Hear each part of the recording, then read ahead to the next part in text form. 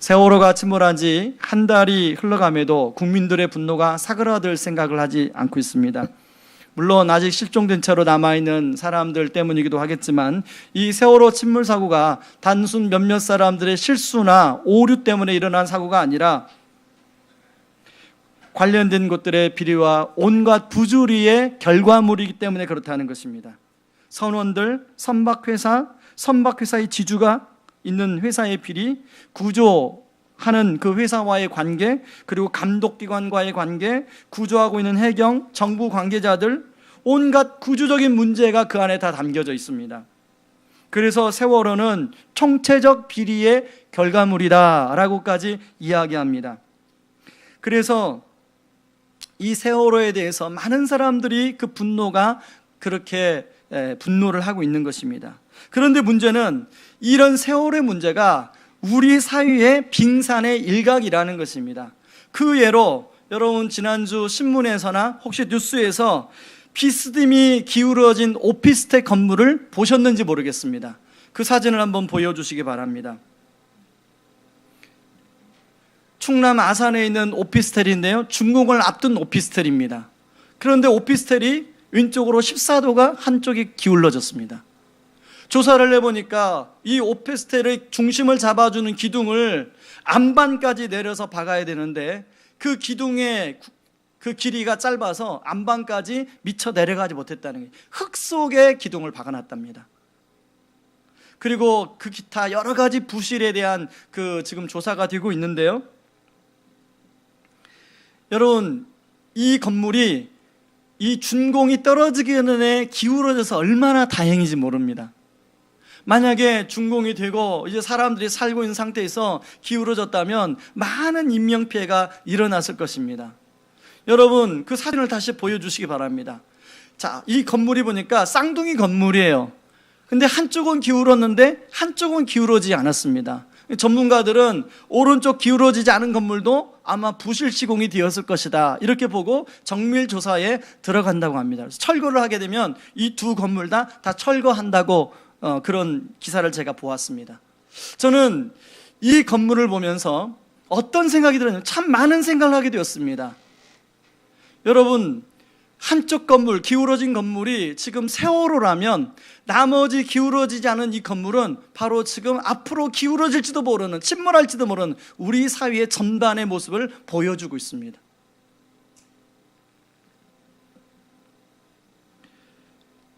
이런 모습들이 사회 곳곳에 퍼져 있다는 것이 국민들이 불안하고 분노하는 근본적인 원인이라고 생각합니다.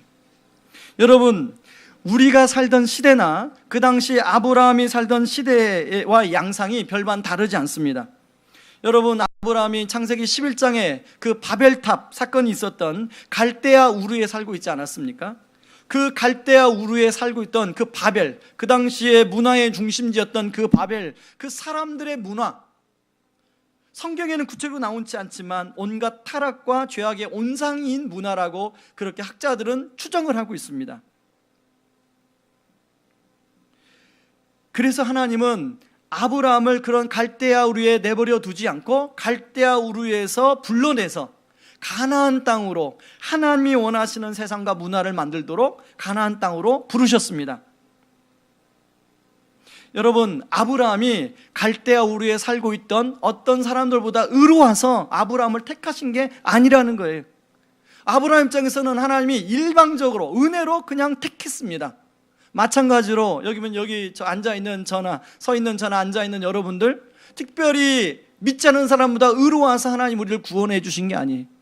우리가 하나님의 은혜로, 그들이나 우들이나 별반 다른 게 없지만 하나님의 은혜로 우리가 구원을 받았다고 고백합니다. 자, 하나님은 그런 아브라함을 그렇게 은혜로 택해 주셔서 우리 창세기 12장 1절에서 2절 말씀을 살펴본 것처럼 한번 우리 같이 읽어볼까요? 창세기 12장 1절에서 2절 말씀. 여호와께서 아브라함에게 이르시되 너는 고향과 친척과 아버지 집을 떠나 내가 내게 보여줄 땅으로 가라. 내가 너로 큰 민족을 이루고 내게 복을 주어 내 이름을 창대하게 하리니 너는 복이 될지라. 여러분 이 1절 2절에 보면 복이란 단어가 상당히 많이 나와요. 2번이나 나옵니다. 우리 복이란 단어 얼마나 좋아합니까? 근데 창세기 12장 1절 2절 말씀을 요약하면 두 가지 복인데요. 하나는 자손에 대한 복을 주겠다. 또 하나의 복은 땅에 대한 복을 주겠다고 약속하고 있습니다. 하나님이 이렇게 아브라함에게 창세기 12장 1절 2절에서 약속으로 그친 게 아니라 이제 아브라함이 나이가 들어가면서 이 약속을 좀 더 구체적으로 창세기 15장에서 해주고 있습니다. 여러분, 우리 3주 전에 창세기 15장 우리 살펴볼 때 하나님이 아브라함에게 3년 된 암염소, 3년 된 그런 송아지를 가져와서 둘로 쪼갰는데 타는 횃불이 가운데 사이로 지나갔더라. 그 타는 횃불이 바로 하나님이라고 여러분 기억하십니까? 그래서 하나님이 그 당시에 아브라함 방식으로 언약을 확증시켜주는 그런 의식을 치렀다고 제가 말씀을 드렸습니다. 여러분, 아브라함은 그 의식을 통해서 하나님이 자기에게 해주신 이 자손에 대한 약속, 땅에 대한 약속을 좀 더 분명히 확증했다는 거 우리가 그렇게 살펴보았습니다. 실제로 그러고 나서 창세기 15장 18절에 보면 하나님이 아브라함이 살 땅, 앞으로 주게 될 땅을 구체적으로 언급합니다. 나의 여호와께서 아브라함과 더불어 언약을 세워 이르시되 내가 이 땅을 애굽 강에서부터 그 큰 강 유브라데까지 내 자손에게 주노니. 그러니까 아브라함 입장에서는 지금은 내가 이 가나안 땅에 새들어 살고 있지만 앞으로 하나님이 이제 유브라된 애굽 강에서부터 큰 강 유브라데까지 우리 자손들에게 주겠구나, 이렇게 확증했습니다. 그리고 이 약속을 내가 반드시 이룰 거라고 하나님이 그 타는 횃불을 지나가면서 그렇게 확증해 주셨어요. 그러니 아브라함은 얼마나 기뻤겠습니까? 이제 시간만 지나면 이 땅은 다 내 땅이 되는구나. 그리고 하나님이 하늘의 별을 보여주면서 네 자손이 앞으로 이 정도로 많아질 거다. 아브라함이 얼마나 좋았겠습니까? 그러고요, 이제 창세기 17장입니다. 창세기 17장에서 하나님은 아브라함에게 좀 더 확실하고 좀 더 구체적인 약속을 해주고 있습니다. 창세기 17장 16절 말씀을 같이 한번 읽어보겠습니다. 내가 그에게 복을 주어 그가 내게 아들을 낳아주게 하며 내가 그에게 복을 주어 그를 여러 민족의 어머니가 되게 하리니 민족의 여러 왕이 그에게서 나리라. 21절 내 언약은 내가 내년 이 시기에 사라가 내게 낳을 이삭과 세우리라. 아브라함 입장에서 보면 자기는 한 게 하나도 없어요. 그런데 어느 날 갈대아루에 살고 있는데 하나님이 자기를 불러서 그냥 따라간 것뿐인데 하나님이 놀라울 만한 축복을 약속하고 땅도 주겠다고 그러고 많은 자손도 주겠다고 하고 심지어는 많은 민족의 왕이 자기를 통해서 나오겠다고 이렇게 약속해주고 있으니 아브라함 입장에서는 얼마나 기쁘겠습니까? 만약에 여러분, 하나님이 오늘 밤에 여러분에게 오셔서, 이 시간에 여러분이 오셔서 아브라함에게 하신 약속을 여러분에게 하신다면 여러분이 어떻겠습니까? 기분이 좋지 않겠습니까? 앞으로 내 미래는, 내 자식들의 미래는 이런 하나님의 축복을 받겠구나, 그럼 당연히 생각을 할 텐데, 여러분, 그런데요, 이렇게 축복을 해주시는 그런 하나님의 그 뜻이 여기에 담겨져 있다는 것입니다. 이렇게 축복을 해주고 창세기 17장 1절에서 하나님 뭐라고 당부하시냐면 17장 1절을 같이 읽어보겠습니다. 시작. 아브라함이 99세 때에 여호와께서 아브라함에게 나타나서 그에게 이르시되 나는 전능한 하나님이라 너는 내 앞에서 행하여 완전하라. 아브라함에게 너는 내 앞에서 행하여 완전하라, 이렇게 말씀하시는 겁니다. 여기서 이 완전하라는 단어는 타밈이라는 뜻인데요, 인간이 도달해야 될 하나님의 수준, 그러니까 하나님이 인간이 이 정도는 도달해야 된다고 정해놓은 하나님의 수준을 말한다는 거예요. 그 수준까지 너희에게 아브라함아 이르러라 라고 하나님이 요구하고 있는 것입니다. 9절에서 다시 아브라함에게 당부하는데요, 9절 같이 읽어보겠습니다. 시작. 하나님이 또 아브라함에게 이르시되 그런즉 너는 내 언약을 지키고 내 후손도 대대로 지키라. 너만 언약을 지킬 게 아니라 내 후손들 대대로 그 언약을 지켜야 된다라고 말씀하고 있습니다. 저는 이 창세기 17장을 여러 번 말씀을 읽고 또 묵상하면서 만약에 이번 주에 우리 하나님이 오셔서 이 말씀을 가지고 우리에게 말씀하신다면 무엇으로 말씀하실까? 무슨 말씀을 가지고 말씀하실까? 그런 관점에서 생각을 해보았습니다. 아마 하나님이 아브라함에게 하신 말씀대로 동일한 하신 말씀을 하실 거라는 생각이 들었습니다. 창세기 10장 1절이에요. 너는 내 앞에서 행하여 완전하라. 지난주 종로에 있는 기독교 100주년 기념관에서 원로 목사님들이 회초리 기도회를 가졌다는 그 기사를 제가 보게 되었습니다. 그래서 회초리 기도회? 또 원로 목사님들이 회초리 기도회를 가졌다고 하니 이게 무슨 내용인가를 유심히 상세하게 제가 살펴봤습니다. 그랬더니요, 이미 목회 사역에서 은퇴하신 이제 70 또 80 되신 그 어르신들이 그 강대 단상에 올라가서 그 회초리로 자기 다리를 걷고 자기 다리를 회초리로 때리면서 자기 죄를 고백하는, 그러면서 이 세월호가 일어난 그 죄가 그 관계자들 사람들에게도 물론 잘못이 있지만 자기가 목회할 때 제대로 목회를 못해가지고 그 결과물이라고 하나님 용서해달라고 그런 기도회를 열었다는 것입니다. 저는 그 뉴스를 보면서, 그 기사를 보면서 사실은 그 기사를 보기 전까지 그 세월호와 저와 별 연관이 없다고 생각했습니다. 물론 연관이 있어도 뭐 크게 그렇게 연관이 없다, 그렇게 생각했습니다. 아마 저뿐만 아니라 많은 분들이 그렇게 생각했을 거예요. 세월호는 그 요즘에 그 신문에 자주 나오는 그 모 씨, 유모 씨, 그리고 그 관계자들, 그 사람들이 문제지 나하고는 별로 상관이 없다, 그렇게 생각했을 것입니다. 그런데요, 제가 그 기사를 보면서 그 원로 목사님들이 말씀하신 대로 이 세월호 문제는 그분들의, 그 사람들만의 책임이 아니라 바로 나 같은 목사들의 책임이구나, 우리 같은 성도들의 책임이구나. 우리가 소금처럼 빛처럼 살려고 했는데 그렇게 살지 못해서, 소금처럼 빛처럼 살지 못해서 이 나라가 그렇게 기울어지진 않았지만 잠재적 기울어질 요소를 갖고 있는 부조리의 나라가 되었구나, 그런 생각이 들었습니다. 그러므로 오늘 창세기 17장은 바로 오늘을 살아가는 우리를 향한 하나님의 말씀이에요.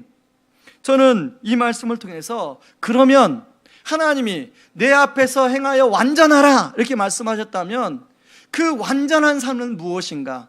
이것을 다른 말로 언약 백성다운 삶은 무엇인가? 이런 관점에서 오늘 좀 생각해 보기를 원합니다.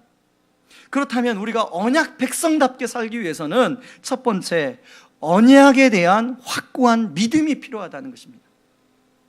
여러분, 제가 예전에 기독교와 다른 종교와의 차이점에 대해서 설명했습니다. 기독교와 다른 종교에도 교훈이 있습니다. 가르침이 있습니다. 똑같습니다. 어떤 면에서 이 다른 종교에서 말하는 진리가 우리 성경에서도 말하는 진리예요. 비슷비슷합니다. 그런데요, 백성들이 섬기는 신이 그 백성들을 위해서 백성들을 목숨을 내어 주면서까지 사랑한 그 신은 기독교의 하나님밖에 없다는 겁니다. 그러면 기독교 안에서 믿는 백성들과 그 하나님 사이에 그런 사랑의 관계가 이루어졌다면 서로 인격적인 관계가 형성이 된 거예요. 인격적인 관계라는 것은 서로 인격적인 교제가 있습니다. 여러분 집에 여러분과 여러분의 자녀와의 관계를 생각하면 됩니다. 인격적인 교제 사이에는요, 약속이란 게 있어요. 가르침만 있는 게 아니라 약속이란 게 있어요. 그래서 우리 하나님이 성경에 보면 수많은 약속을 해주고 있습니다. 그리고 그 약속을 끊임없이 우리 하나님은 지켜가고 약속의 열매가 나타나고 있습니다. 그러나 다른 종교에는 약속은 없고 교훈만 있어요. 가르침만 있어요. 특히 그런 측면에서 창세기 17장은 이 약속, 이 언약이라는 단어가 총 13번 언급되어 나옵니다. 그 중에 우리 2절에서 4절 말씀을 같이 한번 읽어보겠습니다. 시작. 내가 내 언약을 나와 너 사이에 두어 너를 크게 번성하게 하리라 하시니 아브라함이 엎드렸더니 하나님이 또 그에게 말씀하여 이르시되 보라 내 언약이 너와 함께 있으니 너는 여러 민족의 아버지가 될지라. 이렇게 말씀하면서 그 아브라함의 이름을 아브라함 열국의 아비로 바꿔줍니다. 그리고 또 놀라운 약속을 하고 있어요. 창세기 17장 6절에 내가 너로 하여금 많은 민족들이 나게 하고 왕들이 너로부터 나올 것이다. 그리고 7절에 보면 내가 내 언약을 너와 너 대대 후손 사이에 세워서 영원한 언약을 삼고 내 후손의 하나님이 될 것이다. 그리고 내 후손에게 이 가나안 땅, 온 땅을 주어 영원한 기업이 되게 하고 나는 그들의 하나님이 되어줄 것이다. 여러분, 창세기 15장과 비교하면 얼마나 구체적인 약속을 해주고 있습니까? 그런 다음에 사라의 이름을 열국의 어미로 바꿔줘요. 사라.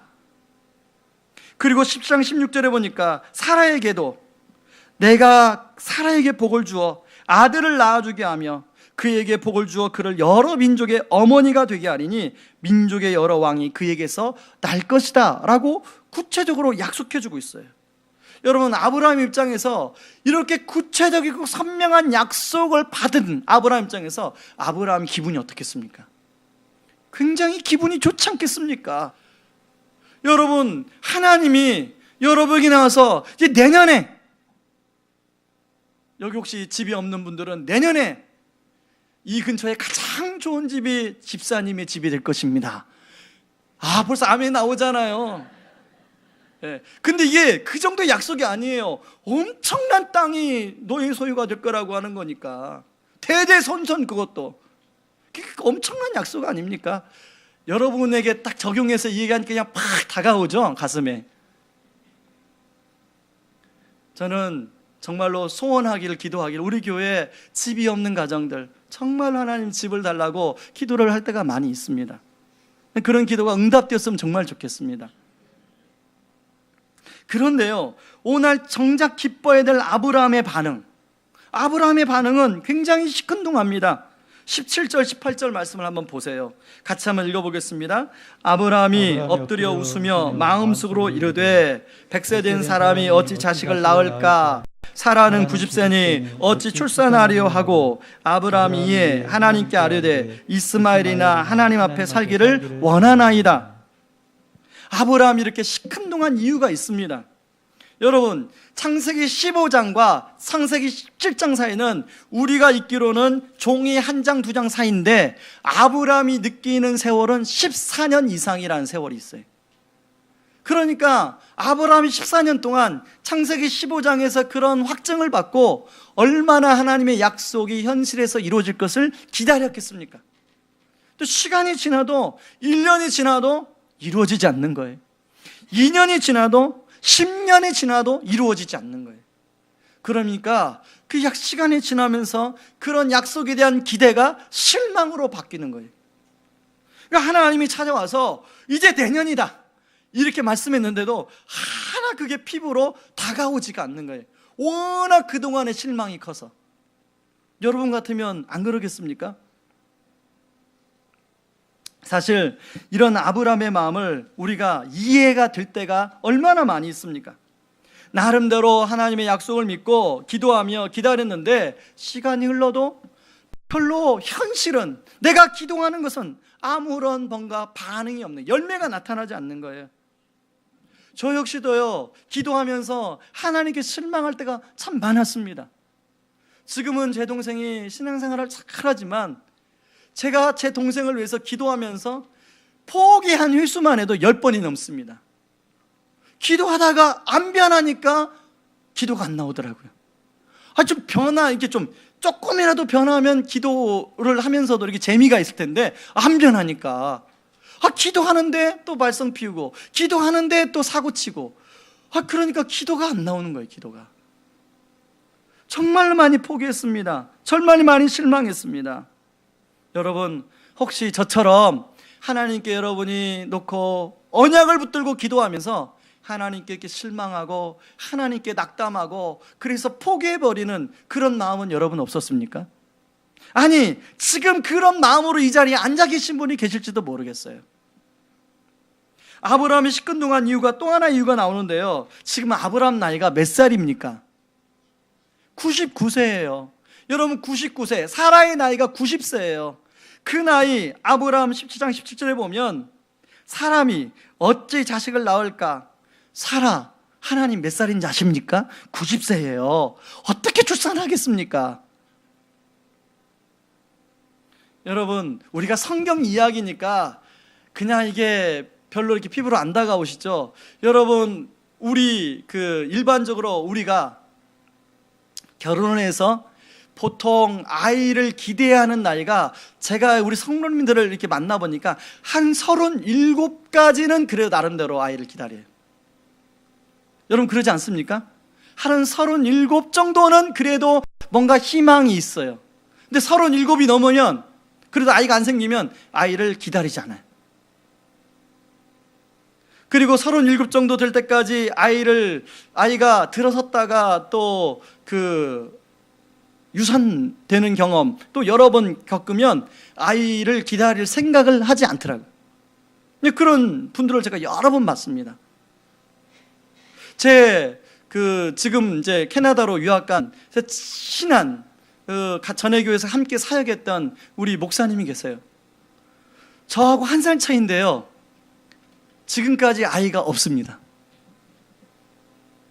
그런데요, 놀라운 것은 얼마 전에 캐나다로 유학 갔는데, 제가 이제 캐나다로 떠나기 전에, 떠나는 날 그 친구 목사님 떠나기 전에 만나서 좀 격려해 드리려고 함께 이제 밥 먹었는데, 식기도를 하는데 제 마음속에 그런 마음이 드는 거예요. 캐나다 베이비가 생겼으면 좋겠다. 그래서 제가 기도를 끝내고 이제 이렇게 축복을 해주면서, 목사님, 사모님, 캐나다 베이비가 생겼으면 좋겠습니다. 그랬더니 지금 이미 5개월 된 아기가 태중에 있다는 거예요. 그게 얼마나 감사한지, 기쁜지, 진짜 기쁘더라고요. 진짜 저 그 목사님을 위해서 기도 많이 했거든요. 그 목사님도 제가 예전에 이동훈 목사님 오셨잖아요. 그 교회에서 만난, 저는 전도사고 그 목사님은 청년, 근데 신대원을 같이 다니는 1학년을 거기서부터 만났으니까 얼마나 오래된 만남입니까? 그리고 전회교회 사역할 때 제가 너무 좋아서 그 목사님을 모시고, 이렇게 추천해서 모시고 왔어요. 너무 오랫동안 같이 있었잖아요. 그러니까 그 가정의 문제가 제 문제 같아요. 그동안에 유산을 했다가 또 아기가 지워지면 또 실망하고 낙심하고 포기하고. 여러분, 지금 바로 이 아브라함 마음이 그런 마음이에요. 그런데요, 오늘 하나님은 이런 반응을 하는 아브라함에게 화를 내지 않습니다. 오히려 아브라함이 믿을 수 있도록 사라를 통해 낳을 아들의 이름을 알려주고 있어요. 그게 19절입니다. 같이 한번 읽어보겠습니다. 하나님이 이르시되 아니라 내 아내 사라가 내게 아들을 낳으리니 너는 그 이름을 이삭이라 하라. 내가 그와 내 언약을 세우리니 그의 후손에게 영원한 언약이 되리라. 내 언약은 내가 내년 이 시기에 사라가 내게 낳을 이삭과 세우리라. 여러분, 지금 아브라함은 이삭의 존재를 압니까 모릅니까? 이삭의 존재를 지금 보지도 못했어요. 믿겨지지가 않는 거예요.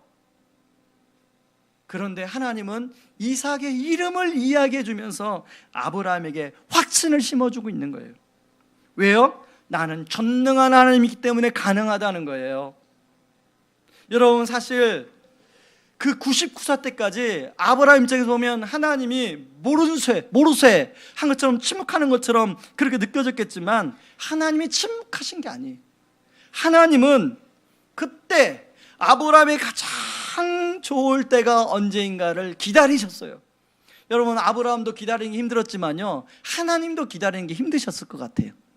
제가 왜 그렇게 깨달아졌냐면, 제가 이제 애들이 사춘기에 접어들고 말썽을 피우고 그러면서 이제 부모된 심정을 조금씩 알아가는 것 같아요. 그러다 보니까 기다린다는 게 얼마나 힘든가. 아이들도 힘들지만 부모도 힘들어요. 예를 들어서 아이가 뭘 달라고 요구하는데 부모님은 그걸 줄 수 있는 능력이 충분히 있습니다. 좀 실제적인 예를 들을게요. 여러분, 저희 막내가 와서 하는 얘기가 뭐냐면, 아빠, 우리 학교에요, 저하고 큰아빠가 목사님이신 누구누구하고 2명만 스마트폰이었고 1학년부터 6학년까지 다 있다는 거예요. 스마트폰이. 아빠, 스마트폰 사주세요. 근데 걔한테 스마트폰을 안 사주는 이유는 뭐냐면, 걔네 형들을 보니까 지금 사주면 안 되겠더라고요. 그래서 조금 기다려보자 그러고만 지금 있는 상황입니다. 여러분, 저는요 가끔씩 이 아이한테 막 사주고 싶어요.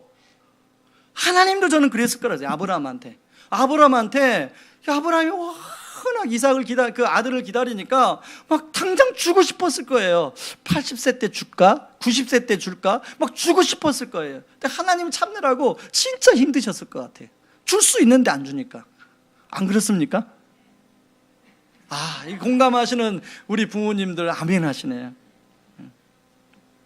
그런데요, 하나님의 때에, 가장 좋을 때에 그게 아브라함에게도 유익된 일이기 때문에 그때까지 참으신 거예요. 여러분, 우리가 하나님에게 실망하지 않기 위해서는 시간이 좀 더딜지라도 하나님이 나에게 주신 그 언약에 대한 말씀을 망각하지 않고 잘 기다리는 것이 중요합니다. 아까 우리 선교사님, 제가 아직까지 참 결혼을 안 했습니다. 가장 큰 기도 제목이에요. 올해 42인데. 그래서 제가 물어봤습니다. 지금도 언약이 희미해지지 않았습니까? 그랬더니 지금도 분명한 언약을 붙들고 기도한대요. 아직 근데 하나님 때가 안 됐다고 생각한대요. 여러분, 우리가 약속이 희미해지지 않기 위해서는 지속적으로 그 약속을 상기하면서 그것을 붙들고 기도하게 되면 하나님이 시간의 지남에 따라서 그 약속이 점점 희미해지는 것이 아니라 그 약속이 점점 구체화되고 현실의 응답으로 주어지게 된다는 것입니다. 저는 그런 은혜가 우리 성도님들에게 있기를 주님의 이름으로 축원합니다. 아마 이곳에 계신 분들 중에도 하나님의 언약이 점점 희미해져서 가시는, 그렇게 느끼시는 분들이 계실지 모르겠어요. 어떤 문제에 대해서 언약보다는 상황이, 현실이 더 크게 느껴지는 분도 계실 거예요. 기도에도 뭔가 변화 없는 것처럼 느껴지는 분이 계실 거예요. 그러나 포기하지 마시고 다시금 그 하나님의 언약을 잘 붙들 수 있기를 바랍니다. 그 언약을 붙들고 하나님께 기도함으로 나아가 그 언약대로 여러분의 삶을 인도해 줄 수 있기를 주님의 이름으로 축원합니다.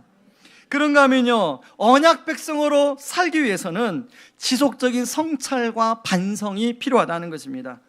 여러분, 창세기 15장과 17장에 가장 큰 차이가 있는데요, 창세기 15장에서는 하나님이 무작정 아브라함에게 언약을 주고 축복을 베풀어 주는 내용만 나옵니다.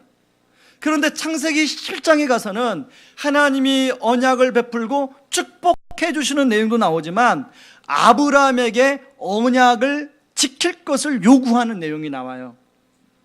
그것이 창세기 17장 9절입니다. 같이 한번 읽어봅니다. 하나님이 또 아브라함에게 이르시되 그런즉 너는 내 언약을 지키고 내 후손도 대대로 지키라. 다시 말해서 나도 언약을 지키지만 너도, 너희 후손도 언약을 지켜야 된다는 것입니다. 왜요? 하나님이 이 아브라함을 갈대아우르에서 부르신 목적이 언약 백성다운 삶을 살도록, 언약 백성만의 문화를 만들도록, 하나님 나라를 이루어 가도록 부르셨기 때문에 그렇다는 거예요. 그러면서 아브라함에게 뭘 하라고 명령하냐면 할례를 행하라고 명령합니다. 그게 창세기 17장 10절에서 11절입니다. 같이 한번 읽어봅니다. 너희 중 남자는 다 할례를 받으라. 이것이 나와 너희와 너희 후손 사이에 지킬 내 언약이니라. 너희는 포피를 베어라. 이것이 나와 너희 사이에 언약의 표징이니라.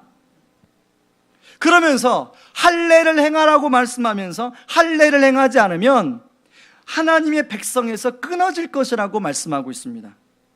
그래서 갈라디아서에 보면 유대인들이 예수님을 믿었음에도 불구하고 다 모두가 할례를 해야 된다, 이렇게 주장하는 내용이 나옵니다.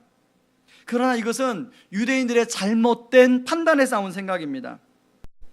그 당시에 왜 할례 의식을 허락했느냐는 걸 살펴보면 금방 오해가 풀리는데요. 여러분, 아브라함은 아까 은혜로 부름을 받았다고 그랬어요. 은혜로 하나님의 백성이 되었다고 그랬어요. 그래서 하나님의 백성이 된 사람들은 하나님 백성답게 살아야 된다고 말씀을 드렸습니다. 그래서 하나님은 할례 의식을 베풀려고 한 것은, 여러분, 할례는 남자의 중요한 부분에 표피를 잘라내는 게 할례지 않습니까? 그런 것처럼 하나님의 백성으로 살기 위해서 그 중요한 부분의 표피를 잘라내듯 내 안에 하나님의 백성으로서의 삶을 날마다 점검하고 그렇게 살아야 된다는 의미를 담고 있습니다. 여러분, 그렇게 말씀한 건요, 창세기 16장에서 아브라함이 어떤 실수를 범했습니까? 창세기 16장에서 아브라함이 하나님 뜻과는 상관없이 잘못해서 이스마엘이라는 잘못된 그런 그 아이가 태어나지 않았습니까? 이제 그로부터 13년이 지나고 곧 이제 언약의 자손인 이삭이 태어날 때가 되었어요. 99세가 되었어요. 그래서 이제 대대로 아브라함, 이삭, 그리고 이삭 다음에 태어나는 사람들을 통해서 하나님이 원하시는 그런 계보가 이루어져야 되는 거예요. 그래서 다시금 하나님이 강조하는 거예요. 언약을 대대 후손대로 지키는 삶을 살아야 된다. 여러분, 이 할례에 대해서 예레미야는 이렇게 이야기합니다. 예레미야 4장 4절에 한번 같이 읽어봅니다. 유다인과 예루살렘 주민들아, 너희는 스스로 할례를 행하여 너희 마음 가죽을 베고 나 여호와께 속하라. 그리하지 아니하면 너희 악행으로 말미암아 나의 분노가 불같이 일어나 사르리니 그것을 끌 자가 없으리라. 그 당시에, 예레미야 당시에 이스라엘 백성들은 나는 육신의 할례를 행했기 때문에 하나님의 선민이라고 생각했습니다. 하나님의 선민으로서 하나님의 말씀이나 하나님의 언약대로 살지 않았던 거예요. 그런 이스라엘 백성들에게 예레미야는 육신의 할례만 중요한 게 아니라 마음의 할례, 마음 가죽을 베어내는 게 중요하다는 거예요. 내 마음 안에 있는 그 죄와 탐심의 가죽을 베어내는 게 중요하다는 거예요. 그러고 나서 여호와께 속하라는 거예요. 사도행전 7장 51절에도 바울이 이렇게 얘기합니다. 목이 곧고 마음과 귀에 할례를 받지 못한 사람들아. 그리고 로마서 2장 29절에 이렇게 얘기합니다. 같이 읽어봅니다. 오직 이면적 유대인이 유대인이며 할례는 마음에 알지니 영에 있고 율법 조문에 있지 아니한 것이라. 그 칭찬이 사람에게서 아니요 다만 하나님에게서니라. 그 당시에 로마의 교회에 있는 유대인들이 역시나 할례를 행해야 된다고 생각했어요. 그러나 육신의 할례는 이미 예수 그리스도의 십자가로 이루어졌습니다. 그렇기 때문에 마음의 할례를 하는 게 중요하다는 거예요. 고린도전서 7장 19절에도 할례 받는 것도 아무것도 아니요 할례 받지 아니하는 것도 아무것도 아니로되 오직 하나님의 계명을 지킬 따름이니라. 오늘날 언약의 징표로 주신 것은 바로 십자가입니다. 우리는 십자가를 통해서 누구나 은혜로 구원받은 백성이 되었어요. 그래서 더 이상 육신의 할례를 할 필요가 없습니다. 그러나 마음의 할례는 지속적으로 우리가 반복적으로 해야 된다는 거예요.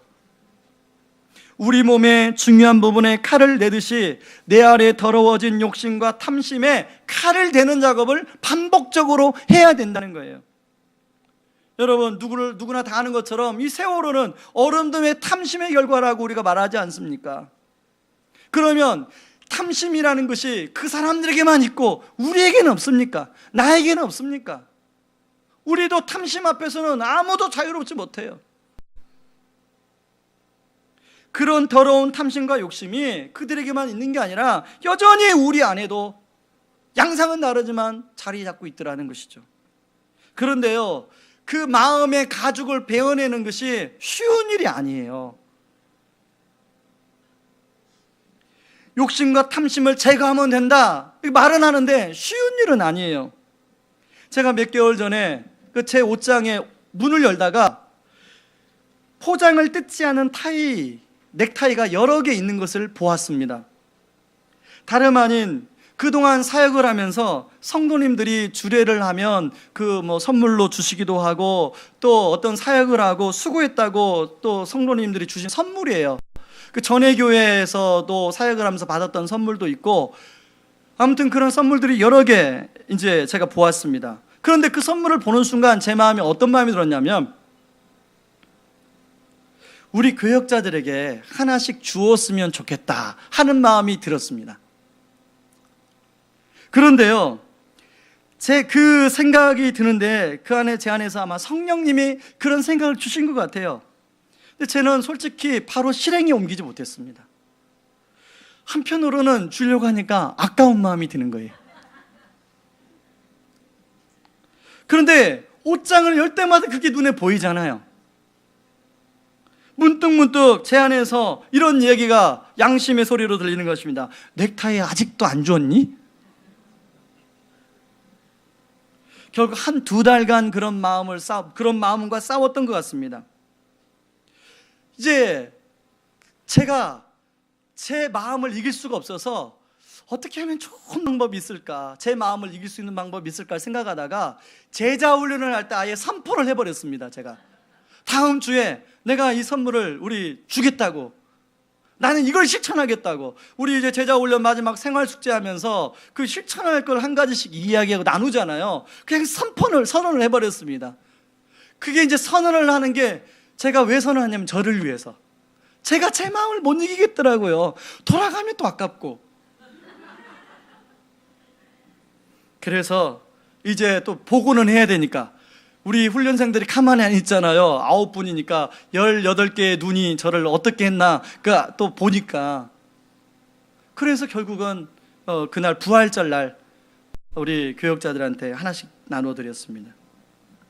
그러면서 제 안에 좋은 생각이 하나 떠올랐는데요, 앞으로 혹시 주례를 하거나 혹은 어떤 사역을 해서 여러분이 어떤 성의를 저에게 표현하고 싶은 그런 마음이 들 때가 있잖아요. 하지 말라고 그래도, 지금은 거의 없는데요, 하지 말라고 그래도 어떤 분들은 너무 미안해서 막 그렇게 하시는 분들이 계세요.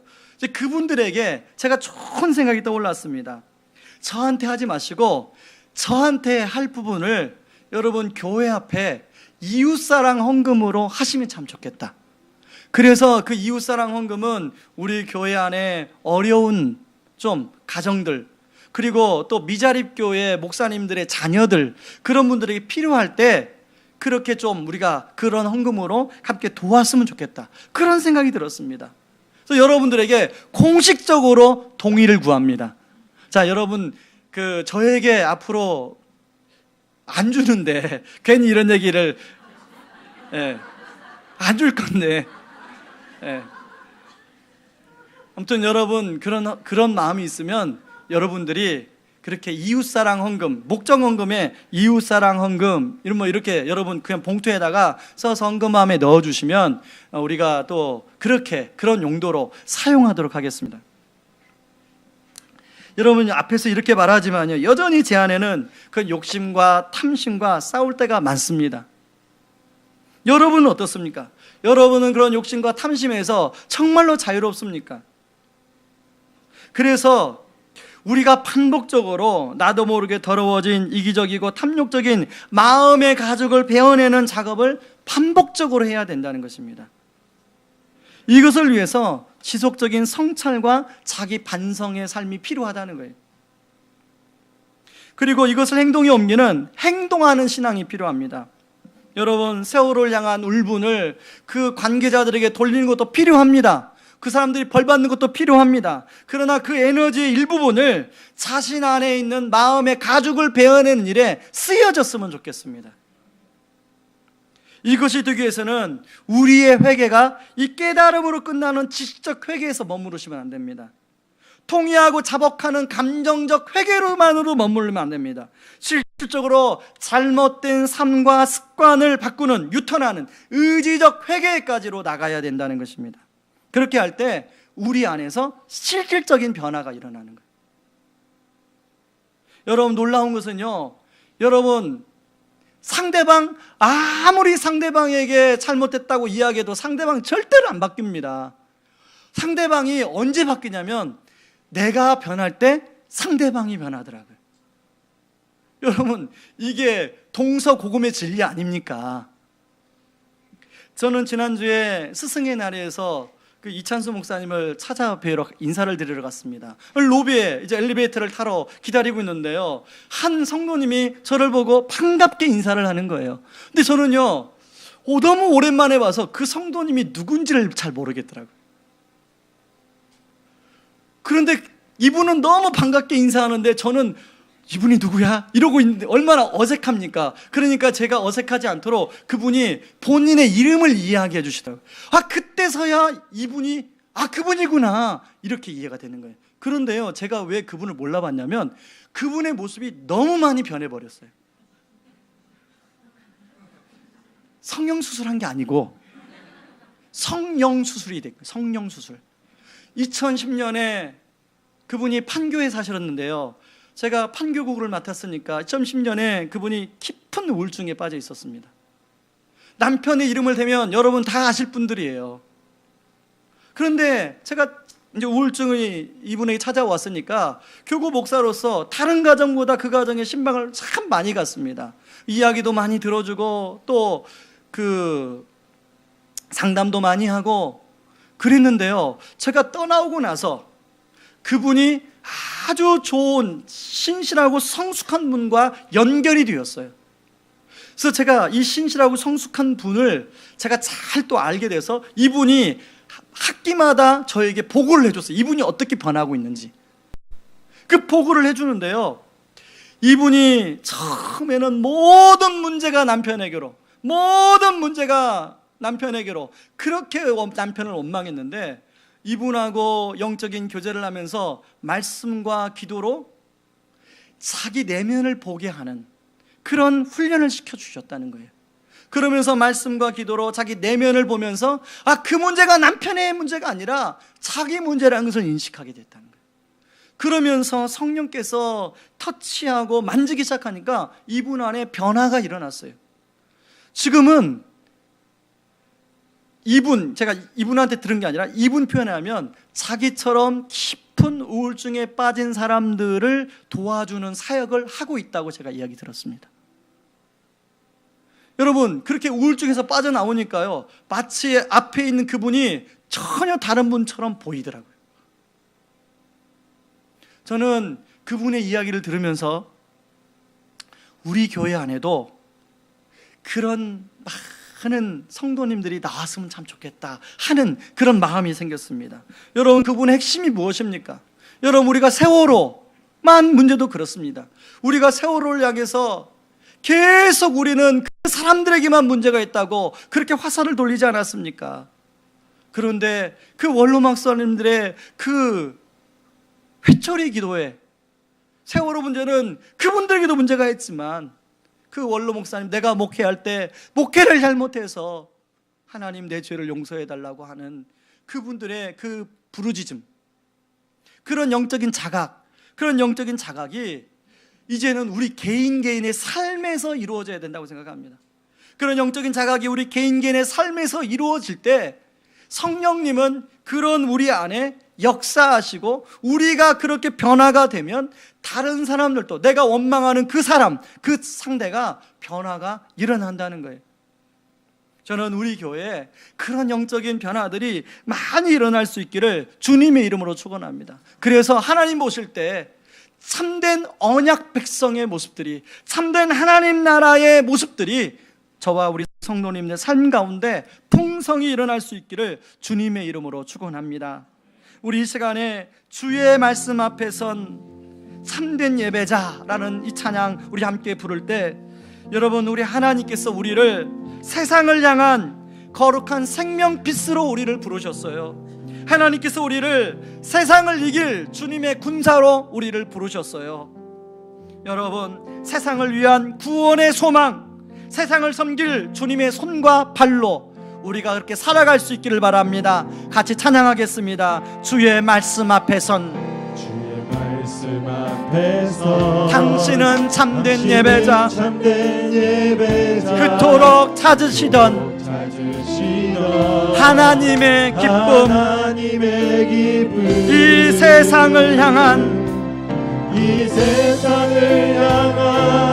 거룩한 생명이 되어 이 세상을 위한 구원의 소망 되어 영원한 하나님의 나라 함께 세워가리. 주의 부르심 따라 당신의 삶을 드릴 때 세상은 당신 안에서 주의 영광 보리라. 이 세상을 이길 주님의 군사 되어 이 세상을 섬길 주님의 손과 발 되어 영원한 하나님의 나라 함께 세워 이 세상을 위한 구원의 소망 되어 세상을 향한 구원의 소망 되어 이 세상을 위한 구원의 소망 되어 영원한 하나님의 나라 함께 세워가리. 부르신 곳에서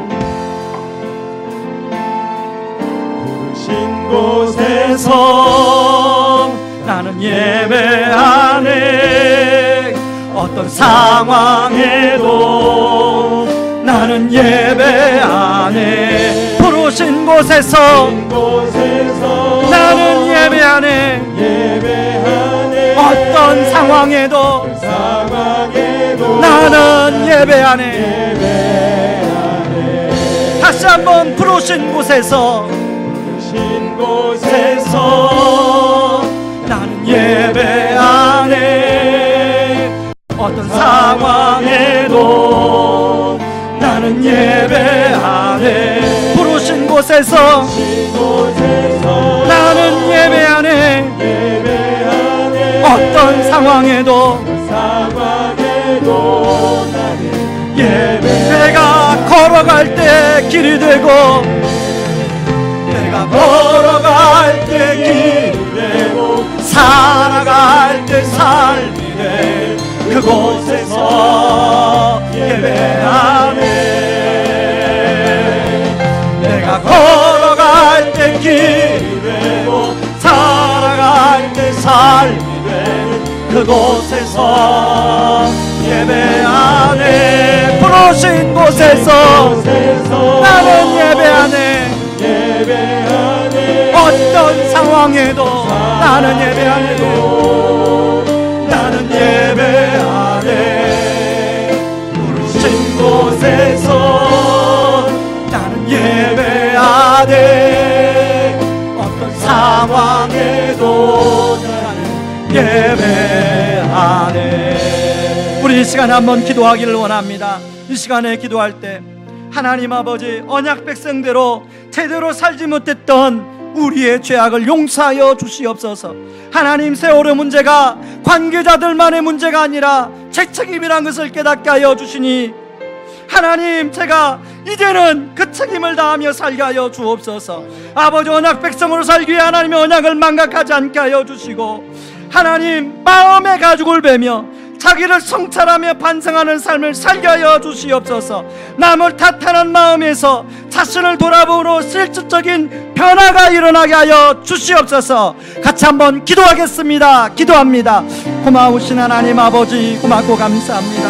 아버지 하나님, 바로 이 세월호 문제가 아버지 하나님 정말로 관계자들의 만의 잘못이 아니라 아버지 우리가 아버지 하나님 소금으로 빛으로 아버지 제대로 살지 못하여 아버지 일어난 아버지 결과물이라는 것을 아버지 하나님 그 원로 목사님을 통하여 아버지 깨닫게 하여 주신 것 감사합니다. 아버지 하나님, 우리에게 아버지 그런 면에서 우리에게 책임이 있는 줄 믿습니다.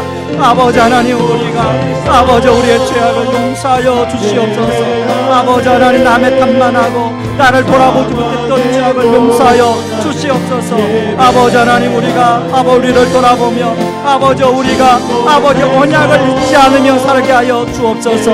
언약 백성으로 아버지 언약이 희미해질 때가 있사온데 그때마다 언약을 붙들며 살아가는 아버지 제가 되게 하여 주시옵소서. 아버지 우리 가족이 하여 주시옵소서. 아버지 우리 교회를 향한 그 언약 변치 않는 줄 믿습니다.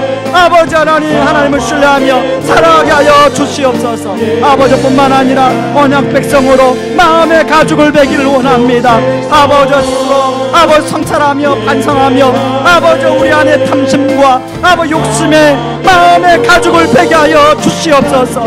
아버지 담임 목사로서 아버지 하나님 우리 성도로서 직분자로서 아버지 한 자리에서 탐심과 욕심을 마음의 가죽을 베어낼 수 있도록 하나님 도와주셔서 아버지 우리 안에 실질적인 변화가 일어나게 하여 주옵소서.